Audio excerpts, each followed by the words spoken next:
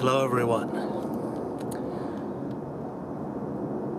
In the past week or so, while I've been sick and just had very little to do but watch the news when I wasn't at work, we've had an amazing number of things happen. And the one thing that's hit me over and over again is, besides the fact that YouTube is full of stupidity and drama, is that power makes those who wish to keep it do remarkably strange things. Three examples come to mind. Links are in the low bar.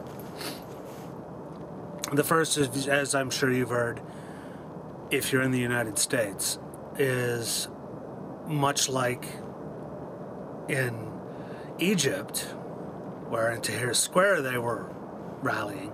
We have a smaller number, but still considerable, probably up to 38,000 people or more, swarming the state capitol because the governor wants to, through a series of backdoor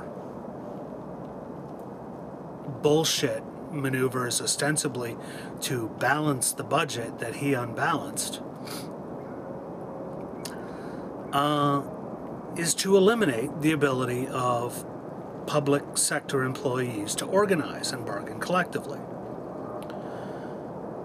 And there is a wonderful segment by Rachel Maddow, I'll try and remember to link to it below, explaining why that's not about the budget or even about unions. It's about taking and holding power. In Libya, we have Muammar Gaddafi saying that he is the state, or sorry, no, I'm actually ruining the joke there, but actually saying that he will stay in Tripoli and he will be, he'll become a martyr rather than leave.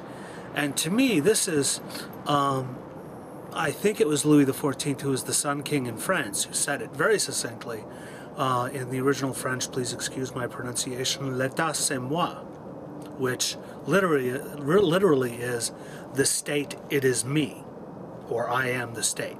It is essentially, by identifying that he will become a martyr and having identified himself as the Libyan state for so many years, this then justifies the punitive measures in his mind, justifies the punitive and destructive and deadly measures that are being taken against the Libyan protesters.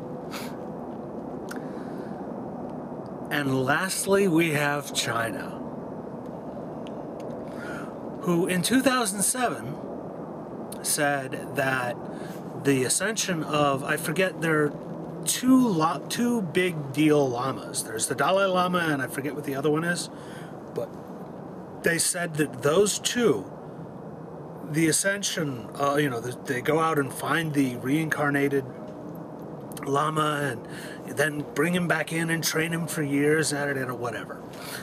But they said that this process had to be overseen and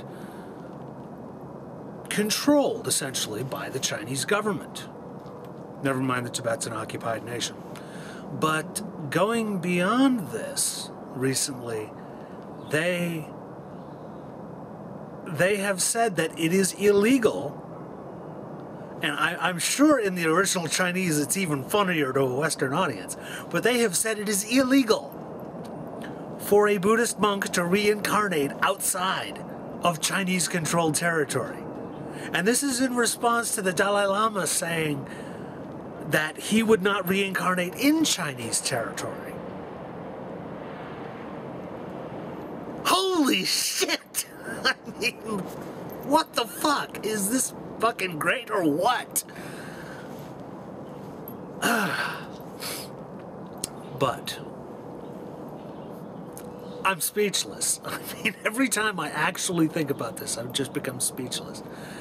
I mean, it is a very important, the struggle over Tibet and, the essentially the political, or metaphorically, the political soul of the Tibetan people is what's being fought over here. But the manner in which it's being done is fascinating in its attempt to grasp power, yet not alienate the belief system that makes that power possible. And so really for me, this entire time, and my throat is almost good enough to do all the Inner Badger videos I've been missing out on. But all this time I've just been amazed at the weird shit power does when it's trying to keep power, and just how fragile a thing it is when faced with reality.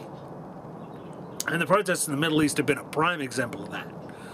Although I would argue that especially in Egypt, the U.S. military is the big winner there, as far as internationally, the big winner in the Egypt ongoing transition of power. But that is neither here nor there. In the future, when you see a government do something fantastically stupid, the obvious question is who benefits. But the more practical question is, whose power does it establish or undermine? So I leave you with that. Thank you for your time and attention, and have a good evening.